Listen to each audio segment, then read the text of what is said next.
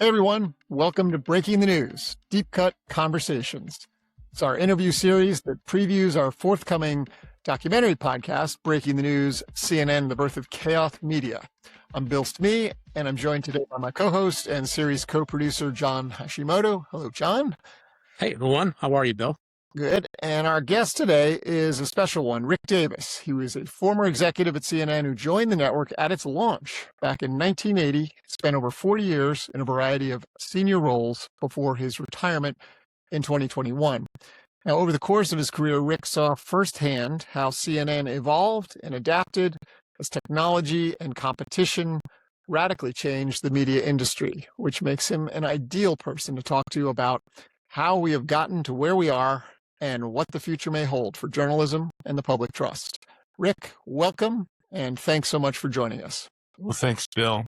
Thanks, Great. John, and I hope I can answer some of those well-meaning questions about the business we care so much about. Sure. Well, I'm going to start, we're going to go back in time and start with a bit of history and kind of a fun question. Now, when Ted Turner launched CNN way back in June of 1980, it was the first 24/7 all-news network, and that was really considered revolutionary at the time because it was a major disruption to the prevailing broadcast network news model. Rick, how would you explain the sort of significance of CNN's launch to, say, a younger person who wasn't alive then? Well, if you were a news consumer, the important thing to remember, to know now about then, is how would you consume news if you were really an information seeker? You would only be able to open your front door and get the newspaper in the morning. As far as television news was concerned, you'd have television news till 9 a.m. until local news began at that time about 5 o'clock in the afternoon. So there was a news desert for television between 9 a.m.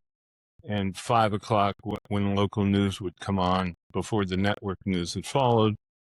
There was all news radio in some markets, but not all.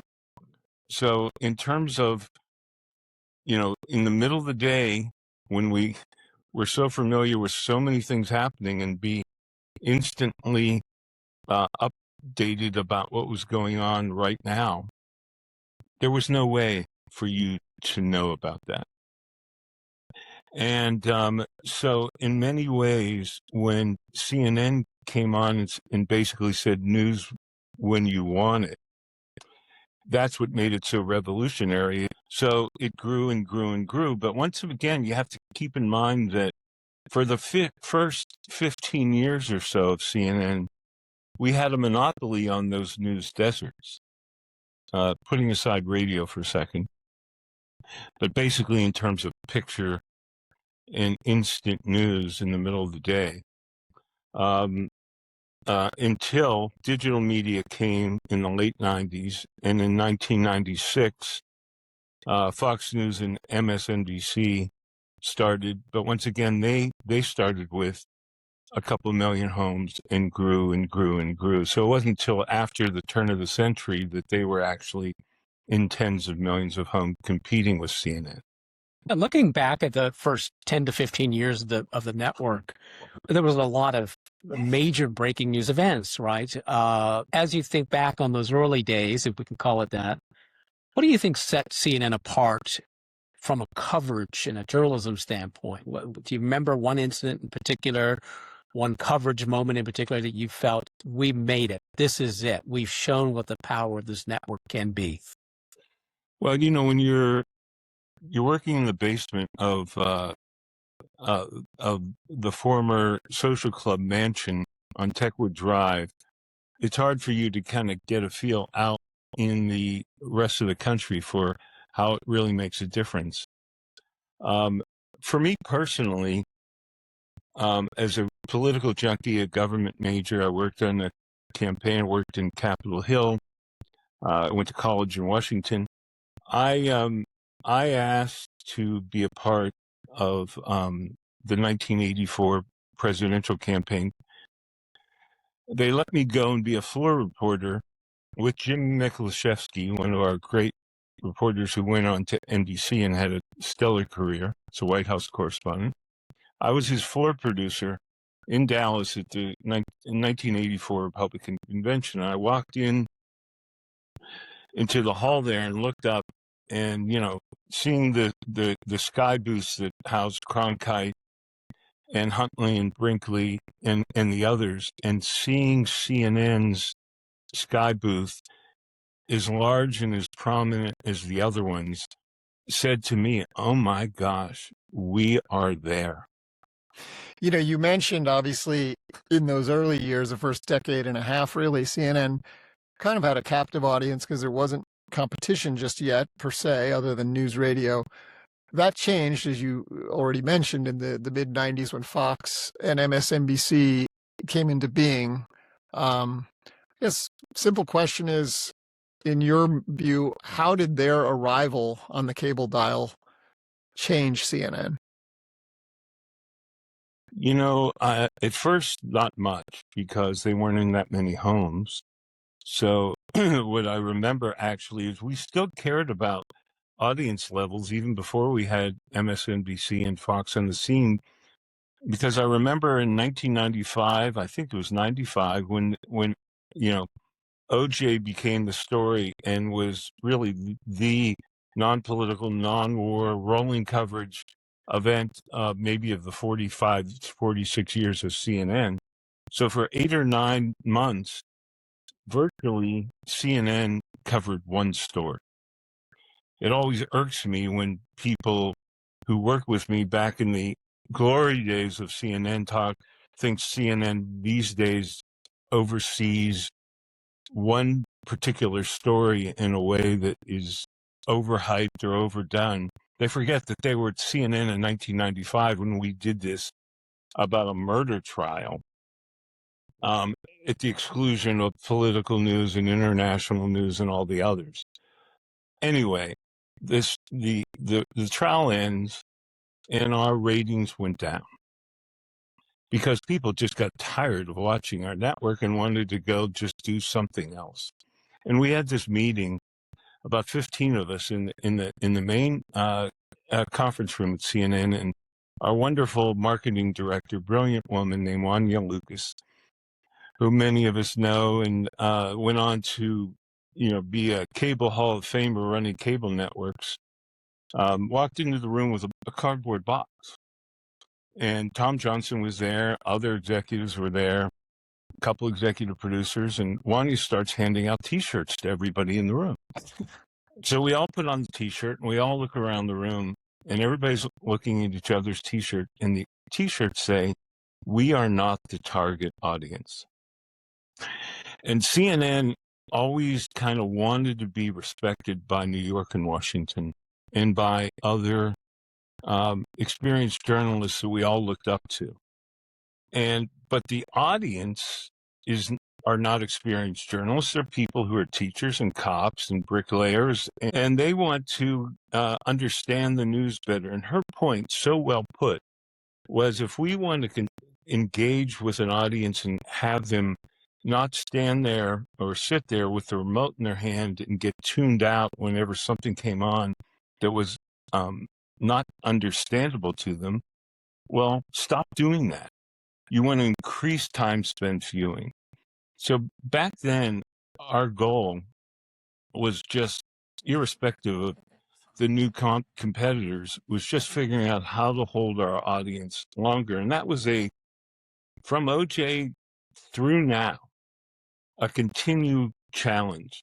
For veterans of CNN, will remember that walking through the hallways of the Atlanta headquarters, there were these massive frame posters with kind of an EKG heartbeat that had the rating spikes whenever there was prominent stories: fall, the Berlin Wall, the first Gulf War, OJ, all that.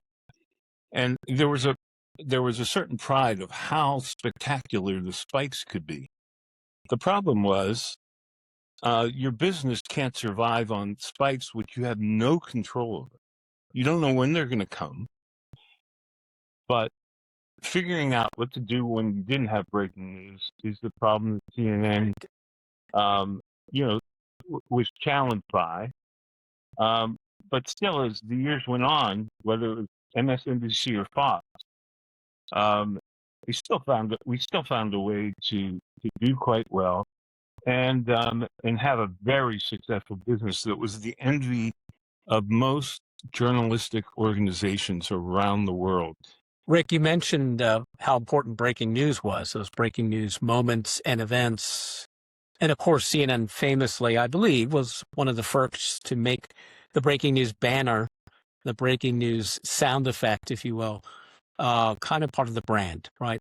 Do you believe that that became a crutch, that it at some point became overused in order to draw attention back to the network? You worked at CNN and you were in any kind of editorial meeting of key executives. The person who was a consistent complainer about the overuse of breaking news is you're looking at him. Okay? I think and said consistently that breaking news is for when we have breaking news, not with something that happened at 11 o'clock in the morning and you're doing a show at 5 o'clock in the afternoon and nothing materially has changed on that story. It doesn't mean that breaking news doesn't mean that it happened today and it didn't happen yesterday. It means that it's new in the last couple of hours and it's significant. And when you water down is a good way of putting it, because when everything is breaking news, nothing is. I don't think anybody watches CNN more than I do who doesn't work there anymore.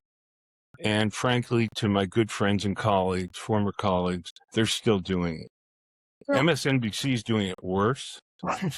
Fox, I watch enough to know they're not much better. It doesn't make a difference with ratings.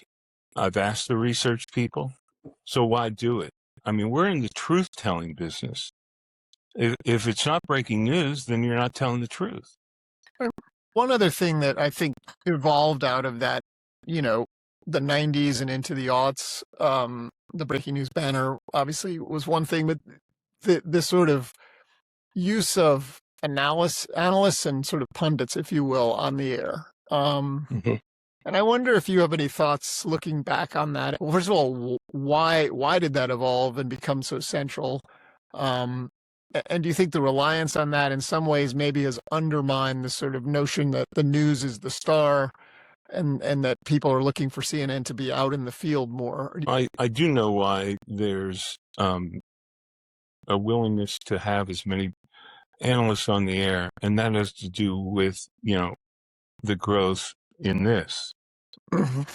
People are getting news throughout the day in contrast to 40 years ago. So when you know the headlines, the people who are producing the news don't think they need to tell you all the headlines because you've heard about them, but they want you to have the perspective because they know on your phone you're not going that deep into any one story. And if you do, that's great. They want you to, but you're not going deep into a lot of stories. And they have informed opinion and analysts, commentators and analysts who are talking to people who really know the story behind the story. And it's another way, at least for CNN, to get opinion on the air without having their anchors become opinion anchors like they have from time to time, certainly during the teen years, where the primetime hosts really express their point of view in ways they don't do now. I love informed debate on television. I like hearing from analysts who know more than I do. I love going to the op-ed pages of the newspapers to see what people who I agree with or I don't agree with have to say that might change my mind about something. And when you're just doing the headlines, you don't get that. I would sprinkle in way more of the headlines because I don't think everybody is reading the headlines as much as people think they are. Right. Because they have their kids at soccer games and they have to mow their lawn and they have to go shopping and they have to do all these other things. I would do more headlines in every hour Right. if I was king. But, that I'm not. Regarding Crossfire, clearly there were the Jon Stewart moment, which we all still remember quite well. And that is what started as a public affairs show, right, of opposing views and debate, how that was co-opted in some regards by MSNBC and Fox News, and it became something else in some regards, opinion shows, masquerading as news shows, let's say. And then lastly, the era of social media, which weaponized kind of this confrontation media, if you will, rage media even. What are your thoughts about that? Was that the natural and inevitable outcome of cable news and cable news confrontation, if you will? Well, I think when Crossfire had, I'm a huge fan of Jon Stewart's, so I think he was wrong about his criticism of Crossfire. Not just as somebody who worked behind the scenes. I wasn't working on Crossfire when he criticized them. And Crossfire every night at that time was in front of a live audience at George Washington University. And so the atmosphere changed when it was just four people in a quiet studio and you didn't have people clapping and cheering. And so, there's fair criticism that brought it out to be something beyond when it was just smart talk or even the next generation of firing line with Bill Buckley and a guest or whatever. Anyway, to the broader question about partisanship, how it evolved, how it affected the shows like that, and how we've gotten to basically two networks, not CNN, two cable news networks, one that has no representation from a sitting member of Congress with an R in front of their name, and another one that almost has no sitting members of Congress with a D in front of their name willing to come on those networks. And that's not good for the public debates. Now that things have gotten so partisan since something happened back in 2015,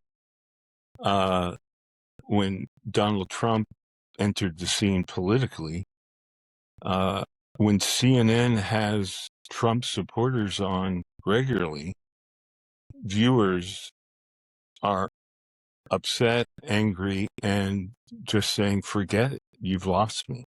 They don't even want to hear that, even though that represents a solid 40% of the American public. I remember in the 90s, we had no trouble getting anybody from either side of the aisle to come on to any of the shows I was overseeing, which at one point was 9 political shows. They may not have agreed with everything, but they were willing to come on. I have a letter that I've saved from Congressman John McCain.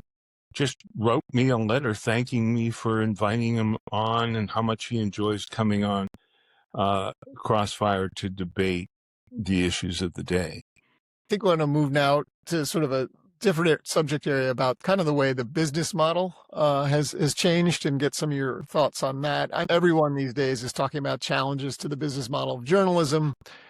And yet, as we reflect back on the 90s, it's interesting to note that Ted Turner went through a series of things, a merger with Time Warner and then AOL. And now we're sort of coming back around to talk of that. I guess my question to you is, what similarities do you see from that period to today, and maybe what's different as you size up the state of media and journalism?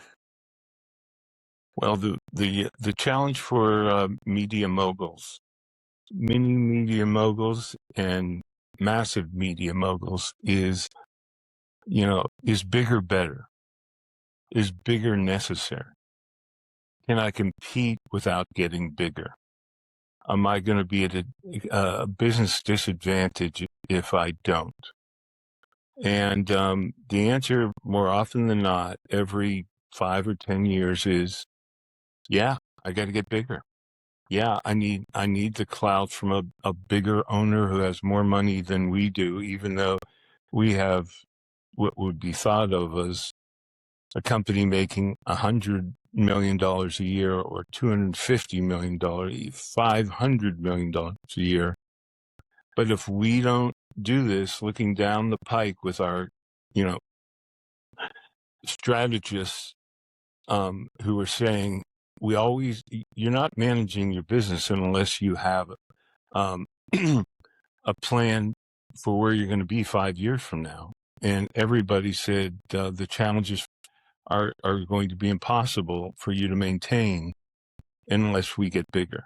So that's what started happening even with TED in the mid-90s when they're trying to figure out what should our digital strategy, because we know we have to have a digital strategy.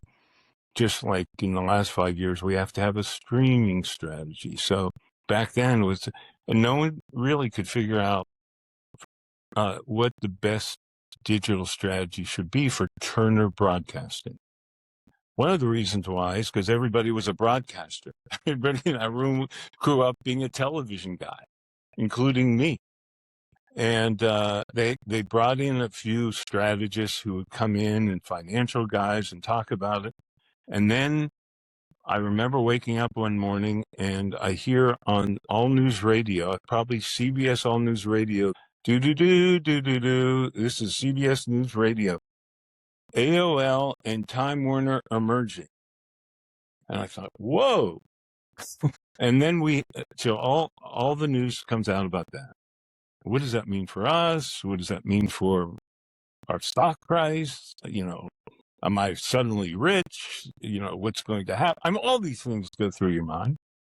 The point was the next monthly meeting we had with Ted, he walks into the meeting and we all stand up and cheer because he just came back from New York marrying the legacy media with these brilliant guys at AOL. And we were now in great shape. Our stock price was up and everybody sits down. He slaps his hand on the table and he says, "You guys wanted a digital strategy? Well, I got you a digital strategy." And that was the high point of the worst media merger in the history of media. Maybe until another one came down the road that we were also involved with. Because everybody thought that's all you had to do is kind of get in bed with other people who had a lot of money and kind of seem like they knew what they were doing. Right. And so I don't think since then, as a student of all this, I've seen a media merger that has worked based on the goals of what the guys who then had the press conference the next day and espoused why they did it and what it's going to accomplish. And I think that, you have to take on a lot of debt when you acquire some other company, and the debt is stifling. And the debt usually means you got to cut people. And it creates a workplace of anxiety. But the technology means the businesses have to change.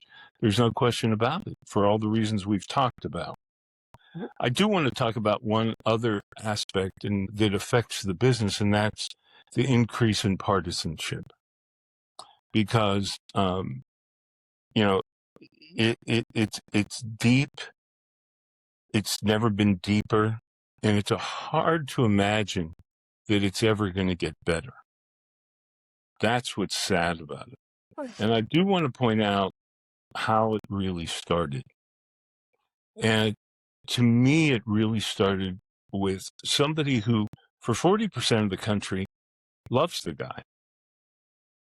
Donald Trump even gave him, the Medal of Honor, or whatever it is, highest civilian medal.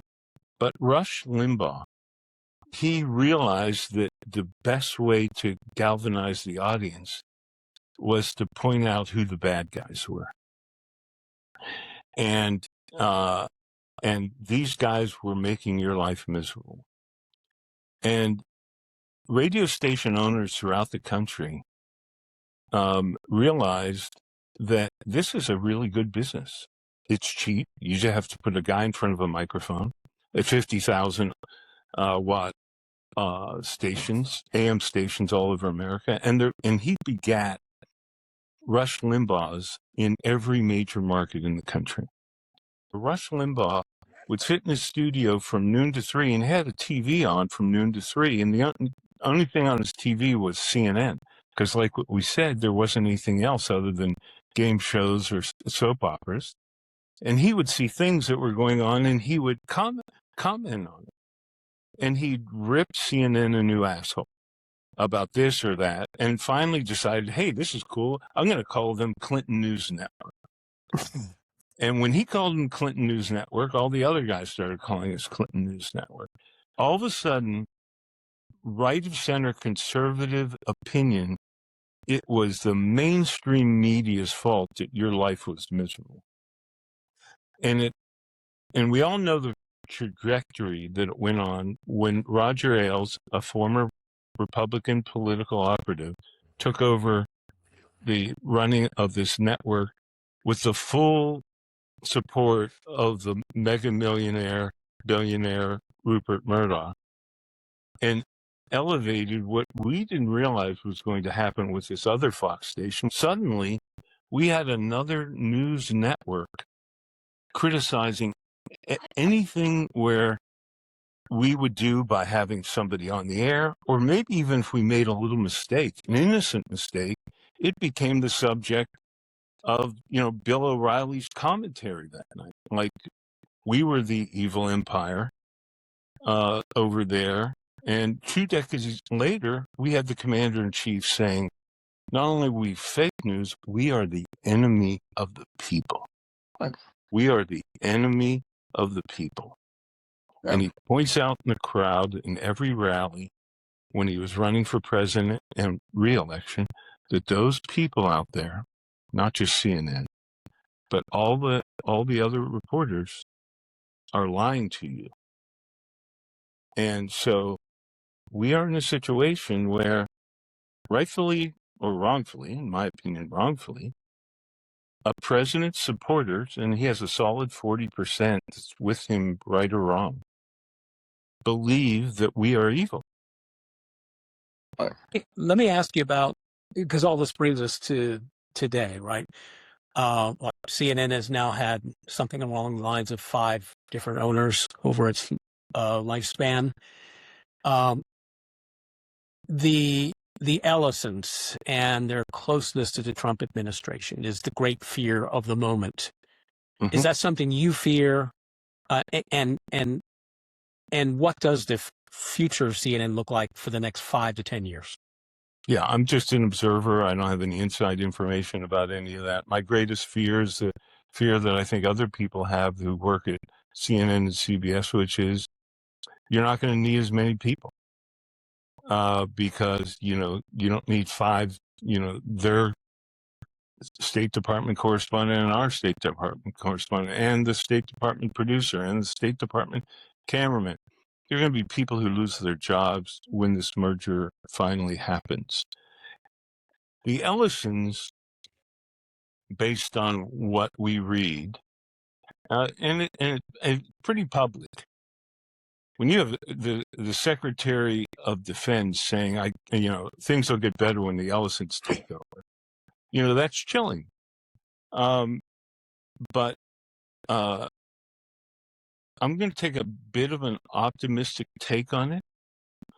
When they take over HBO, Warner Brothers, TNT, TBS, Discovery, Animal Planet. Then there's CNN. They're going to have so many challenges that they have to do to make sure they look good to the street, and that they're. And I just know this from mergers. There's so many things you have to do, and they're going to start cutting people if they start getting when and if they start getting involved in editorial choices, which for many journalists, that's the scary part. All they have to do is look to see what happened to CNN's ratings after Chris Lick tried to turn CNN a little bit in a different direction, and what has happened recently with CBS Evening News and CBS Morning News. And from a business standpoint, you have to wonder if they're going to go down that route after they get government approval. After they get government approval, I haven't seen anybody write this, but after they don't owe Donald Trump anything or need him from a media standpoint. Whether they're going to have to deal with Donald Trump because Oracle's government contracts, which are massive, might start to get reduced and there'll be some influence. Well, that will be kind of corruption that the possible Democratic-controlled House of Representatives and maybe even Democratic-controlled Senate will start looking into, which there's none of that now, for this improper influence regarding what we wouldn't have even imagined that we'd be seeing by the government influencing who's buying who based on their other businesses like rocket ships or cloud systems. And so by the time it gets approved, we're going to have a new Congress. Who knows what the political atmosphere is going to be? And based on the business impact of really screwing around with the veteran reporters, anchors, and particularly executives and executive producers and news managers, I just think that, I might be naive about this, but I'm feeling good about the newsroom. I'm feeling bad about people who are going to lose their jobs. Well, look, we could go on for hours. I think I want to just close with one larger question. You were talking a lot about, the poisoning of the discourse, the polarization, all of which leads us to the question of trust and the lack of trust, I think, that has been spun out of that and what the implications are for even well-meaning journalists and journalists who take their profession seriously. I guess a question for you, and it's a big one. Do you see a way back? Is there a way in which that trust can be restored and rebuilt? A little bit. Once again, I'm not disparaging conservative points of view. I mean, I worked for 10 years on a show where conservatives and liberals argued every night, and I worked with one of the most prominent conservatives over the last 50 years, Pat Buchanan, Bob Novak. I'm just saying, when you vilify the other side, that's what gets, that's what goes over the line for me. And to say that, there's criticism both ways, no, it's just not. And frankly, I don't see having a commander-in-chief or president who's going to be so anti-news media, no matter who is elected and raises his or her hand on January 20th, 2029 and beyond. This kind of criticism of the news media will never, I just don't ever see it happening again, and hopefully in mine and my kids' lifetime. But I could be wrong, but I don't see it happening. And so I think it'll come back. I also think that the surveys of trust, and I really respect survey research people. I did some of that as part of my master's work. The problem is, you ask people, do you trust the news? Do you trust the media? People trust the media they rely on. But if you ask me, do I trust the media? No, there's plenty of parts of the media I don't trust. There's not anybody, anybody who's listening to this that trusts the news media, because there's so many parts of the news media that they find appalling every day when they're just scrolling on and they don't know what to believe. And now AI is putting stories that look, and you find out you're telling friends about something and they say, no, Bill, I saw that. That's not real. Oh, yeah, it is. No, Bill. And then we work together and he goes, oh, shit, I thought it was real. I feel like an idiot. And so we're competing against all that. And so when the surveys come out, sure, I don't trust. So, of course, it's in the toilet. And this is where, whether it's the Washington Post, LA Times, CNN, and others, when they start to have the hamburgers we were talking about, when they're changing their recipe because they think they got to compete a little bit, then the people are really going to say, I'm not going there. You know what? I don't like the other guy, so I'm going to start eating pizza and pasta. Screw it. Right. But when you don't deliver on your promises, you're going to lose the people that you had for a long time. And here's one other thing that, we forget how common this is. An average person can find something that any network has done while we've been talking, that either through a banner or the wrong picture, innocent mistake, can take that, send it to somebody who has 1 million followers. That person may have 1,000 followers. That person may have 100 followers. And send it, and within an hour, it's being seen by millions. It's extraordinary. That same mistake that happened in the 80s and the 90s when I was working at CNN, somebody would have to pick up a pencil, write it down on a sheet of paper, fold it up, putting in something called an envelope, seal it, and take a stamp and put it on there and send it in.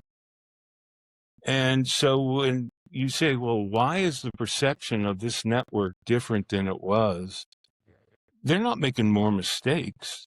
We're pumping out hundreds of stories a day on multiple networks, thousands of stories, banners on the screen that, I was in charge of news standards and practices for 20 years. I'd be on the phone to control rooms because I knew something was not what we said when we cleared that investigative piece. And they're innocent mistakes. Should we know better? Yes. Should we do a postmortem to find out why that person did what they shouldn't have done? Yes. Did we do that? Yes. But it's the merry-go-round never stops, and people are working their ass off and trying to do the best they can. And they're human, and they're going to be mistakes. But the mistakes are amplified by people who are haters. And the haters get scalps, and they get high fives by the people who are out there. And so to your question, is it going to change? That part's not really going to change. People feel like, hey, I'm a warrior now. I'm a warrior in this battle for ideas and about the future of the country. And I can do this to help. And this is what I'm going to do. And that's like nothing we've ever seen before. And I don't see that changing. And when you have AI thrown into the mix, that's a little depressing.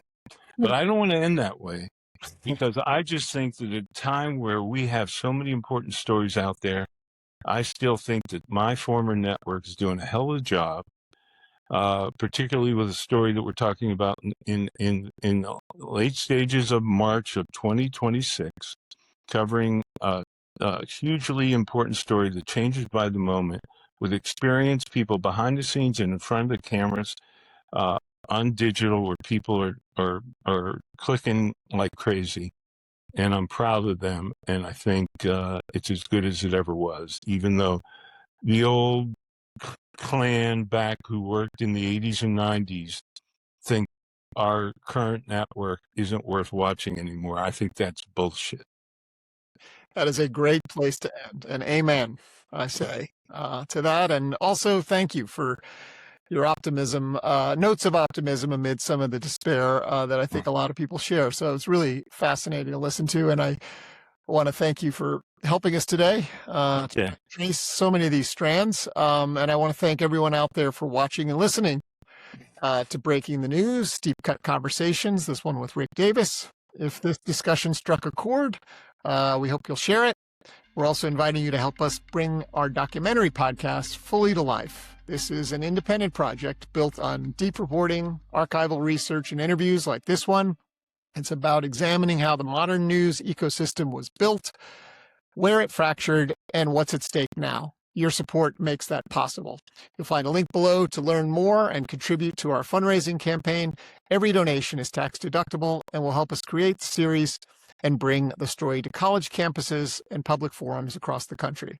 In the weeks ahead, we'll release additional deep cut conversations, each one designed to illuminate another piece of the story.